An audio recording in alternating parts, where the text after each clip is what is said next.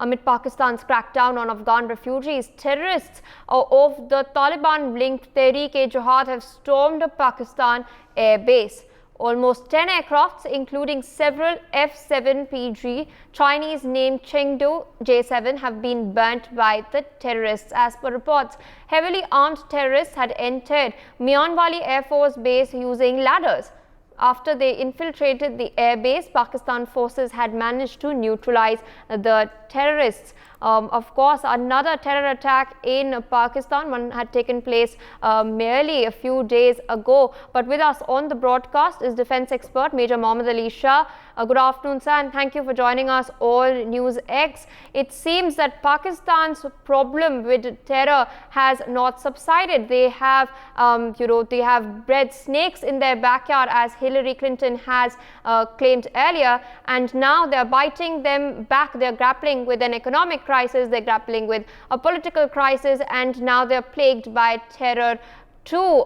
So how do you view these developments that are occurring in Pakistan? Do you think it's a taste of their own medicine, which they have in fact been brewing for a while?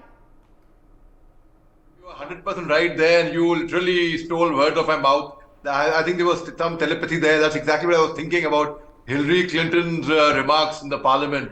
And recently, one of the Pakistani minister also said, क्या जरूरत थी हमको मुजाहिद पैदा करने की, आज वो ही मुजाहिद हमारे पे भारी पड़ गए हैं. So the very fact is, they are going through a rough patch. And I'll tell you something very, very hilarious.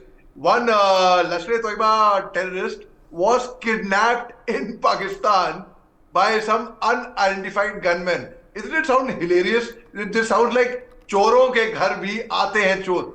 Now let me tell you, we are talking about the incident on the 4th of November. Now, amidst Pakistan's crackdown on Afghan refugees, the terrorists belonging to the Taliban-linked Tehreek-e-Jihad, that's again linked to Taliban, they stormed a Pakistani airbase in the wee hours on November 4th. Now, there were a lot of experts who suggested that 10 aircrafts, because of the satellite imagery that came across, that 10 aircrafts, because that airbase is a functional airbase. It's not that you send defunct aircrafts over there. So obviously these 10 aircrafts must have been functional. This including several F-7PG, that's Chinese name for Chengdu J-7, which you had mentioned very correctly. They were burnt by the terrorists. Now earlier in 2011, the terrorists had attacked the Pakistani naval ship Mehran. Now the headquarters of the Pakistan naval ship of the air arm, that's of the air, they have the headquarters there. And the most populous Pakistani military installation, in fact, that's located near the Pakistan Air Force base, Faisal Air Force Base of Karachi in the Sindh province, where, if you remember, recently there was an IG Saab, serving IG Saab, who was picked up by the Pakistani military. So in a way, they were a kind of a civil war, the same area that this happened. Now, they were heavily armed terrorists. They had entered the Mianwali Air Force Base, and in Pakistan's Punjab province, where in 1983, Nawaz Sharif was the finance minister. Same place, exactly same place. Now, they're using what? Even more hilarious thing is, using ladders. Now, the Pakistan forces, they managed to neutralize the terrorists, but not before they infiltrated the key areas of the base. Now, this base also has an underground air defense artillery base. So, they were about to enter there, while once again, they were neutralized there. Then there were videos that emerged where these terrorists were neutralized. Now, those videos that released by the Pakistani military, they showed the neutralized terrorists their bodies in the Met department where they were kept, which is located adjacent to the air traffic controller. So the very fact is, this incident that happened in Pakistan, it could be a sad incident, no doubt about it. But the way, the sequence of events, using a ladder and then a terrorist getting kidnapped in Pakistan, it really, they are biting the dust of a monster which they have created on their own. They do not know what to do with the monster anymore. And now let me tell you, Pakistan military, again something very, very astounding fact. In 1999, when Pakistani military had infiltrated into India through Kargil in civil dress, in their muftis, at that time, they were hammered by our soldiers. And when they were killed on the soil, Pakistan refused to acknowledge those dead bodies, saying they're not our soldiers. But later on, when the bodies were searched and in the uniform, they were defense I-cards. They were serving personnel of the Pakistan Armed Forces. Now, you can imagine a nation which does not honor their soldiers, which they say that no, they do not belong to us. It was the Indian Army who gave them an honorable burial with full military honors. I was in conversation with General VP Malik, who was the chief of the army staff during the Kargil time.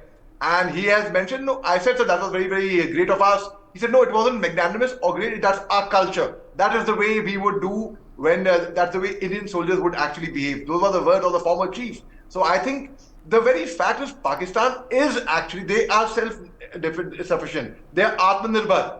They do not need an external enemy. They are enough to actually dig their own grave, and that is what is happening to Pakistan right now. They were in the grey area of so many things of FATF. Then the IMF was not giving them a loan, and because they have defaulted, they are going around with a begging bowl all over. And I'll tell you what the basic problem with them is. The basic problem with them is they are not concerned with what happens in their own land. They're more concerned by what's happening in the neighbor's window.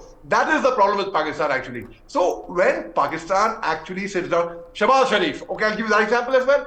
Just recently, not even 10 days back, perhaps, when he returned back after he had left Pakistan in 2019 with much fanfare. But then Imran Khan threw an open challenge that, okay, this gentleman has been the Prime Minister for 3 terms. Now I challenge him. Today, the popularity that I enjoy, I would. So basically, Pakistan में एक ही वर्दी के छट्टे पट्टे हैं, कोई दूल्हे दुल्हा नहीं है. No one is actually an angel over there. They are all छठे नंबर के बदमाश हैं basically. मैं तो ये कहूँगा. I'll say this much. So the very fact is, they bag their own dust, and very soon they're heading for deep trouble. Indeed. They're heading for deep trouble. For more such videos, subscribe to the NewsX YouTube channel, hit the bell icon.